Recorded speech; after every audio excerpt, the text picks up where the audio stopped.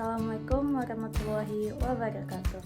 Perkenalkan, nama saya Cendi Alinda Putri dengan NPM 18 112 11111192.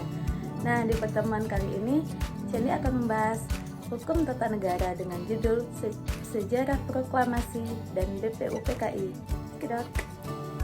Terdapat 2 poin. Yang pertama, sejarah proklamasi, dan yang kedua, BPUPKI. Kita bahas dulu mengenai sejarah proklamasi. Sejarah proklamasi. Sejarah kemerdekaan Indonesia dimulai pada peristiwa Rengas Dengklok yang terjadi pada tanggal 15 Agustus 1945.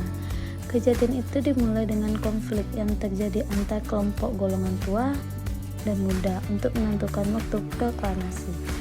Golongan tua berpendapat bahwa proklamasi kemerdekaan akan segera diberikan oleh Jepang pada tanggal 24 Agustus 1945.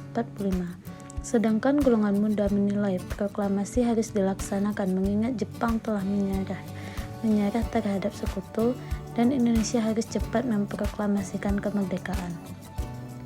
Akhirnya golongan muda memutuskan untuk mengamankan Soekarno dan Muhammad Hatta atau golongan tua ke Rengas Dengklok. Alasannya karena para pemuda menilai Soekarno dan Hatta adalah tokoh penting sehingga keselamatannya harus dijaga.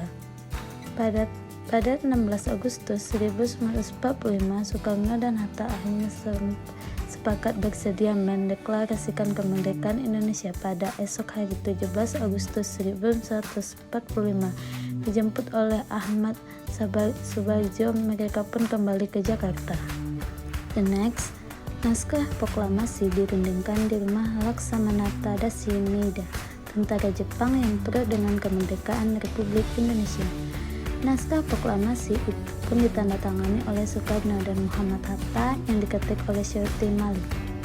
Pada 17 Agustus 1945, tepatnya di hari Jumat, Soekarno yang didampingi oleh wakilnya yaitu Drs Muhammad Hatta membacakan teks proklamasi yang bertempatkan di sebuah rumah hibah dari Farid bin Said bin Awad Marta di Jalan Pegangsangan Timur nomor 56 Jakarta Pusat. Kata-kata dan deklarasi proklamasi tersebut harus menyeimbangi kepentingan internal Indonesia dan Jepang yang saling bertentangan pada saat itu. Proklamasi tersebut menandai dimulainya perlawanan diplomatik dan bersenjata dari Revolusi Nasional Indonesia yang berperang melawan pasukan Belanda dan warga sipil pro-Belanda, hingga Belanda secara resmi mengakui kemerdekaan Indonesia pada tahun 1949. Sehingga secara de facto Belanda menyatakan bahwa menerima kemerdekaan atas Indonesia pada tanggal 17 Agustus 1945. Next, yang kedua kita akan membahas tentang BPUPKI. Kita masuk sejarah BPUPKI. BPUPKI atau yang disebut dengan Badan Penyelidikan Usaha-Usaha Persiapan Kemerdekaan adalah sebuah badan yang dibentuk oleh Jepang pada saat masih menjajah Indonesia. Nama lain dari BPUPKI ini menurut bahasa Jepang dikenal dengan nama Dokuritsu Junbi Chosakai yang dipelopori oleh Komakichi Harada. Pembentukan BPUPKI awalnya untuk mendapat dukungan dari Indonesia dalam membantu Jepang dengan menjanjikan kemerdekaan bagi Indonesia. Pada tanggal 7 September 1945, Perdana Menteri Kiyoso memberikan janji bahwa Indonesia akan merdeka di kemudian hari.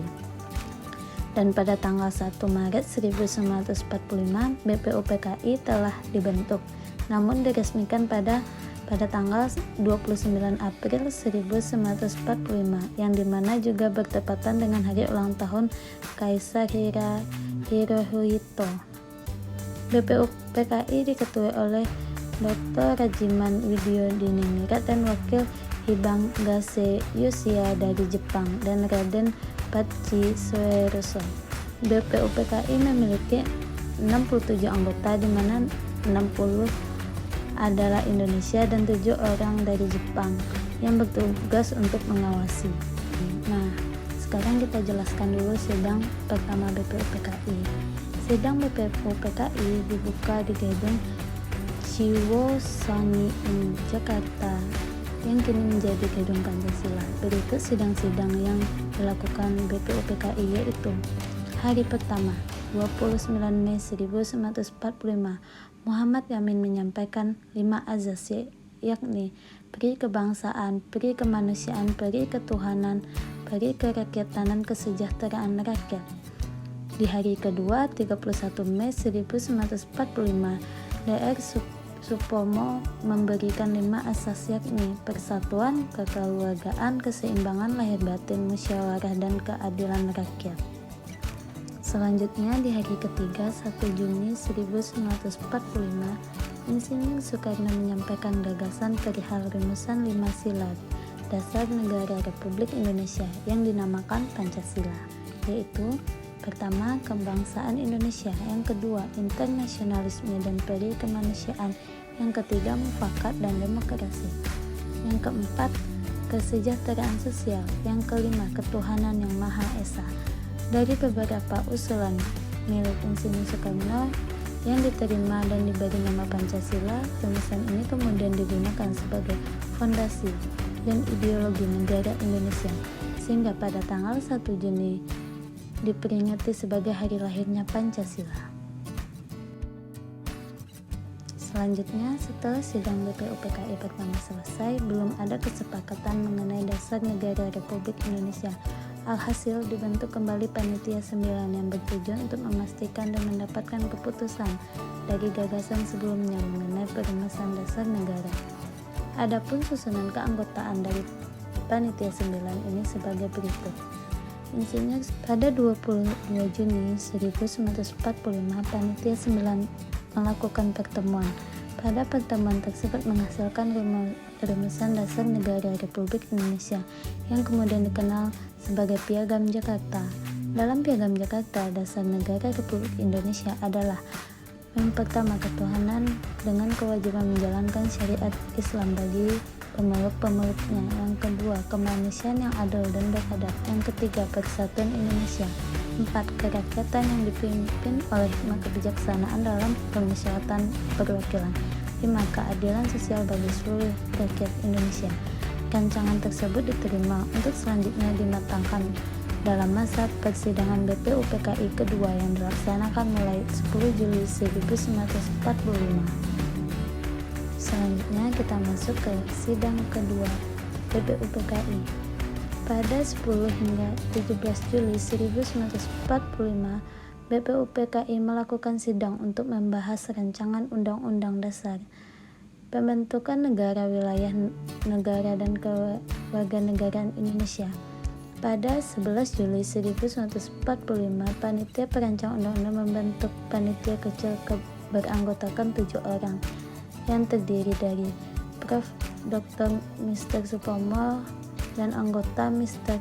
Wongsonegoro, Mr. Achmad Subarjo, Mr. A.A. Manasimis, Mr. R.P. Singgi Haji Agus Salim, dan Dr. Suikiman. Dalam musyawarah tersebut dibentuk Panitia Perancang Undang-Undang Dasar berisi 19 anggota yang diketuai oleh Insinyur Soekarno. Tak hanya itu, dalam rapat tersebut juga dibentuk Panitia Pembelaan Tanah Air yang diketuai oleh Abikuisno Tejo Kosoejoso, serta Panitia Ekonomi dan Keuangan yang diketuai oleh Muhammad Hatta. Pada 13 Juli 1945 dilaksanakan sidang kerja Panitia Perancang Undang-Undang. Pada 14 Juli 1945 diadakan rapat pleno BPUPKI Soejoso serta Panitia Ekonomi dan Keuangan yang diketuai oleh Muhammad Hatta. Pada 13 Juli 1945 dilaksanakan sidang kerja Panitia Perancang Undang-Undang.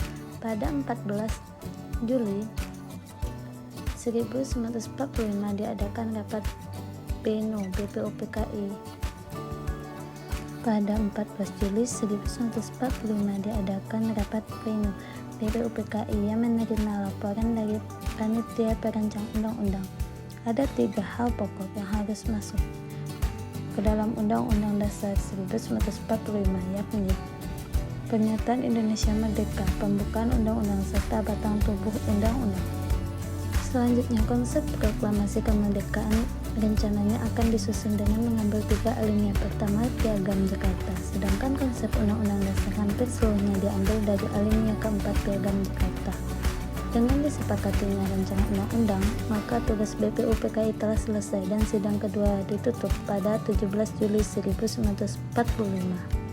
Badan BPUPKI pada 7 Agustus 1945, BPUPKI dibubarkan pemerintah Jepang karena menganggap penyelidikan usaha persiapan kemerdekaan Indonesia telah usai.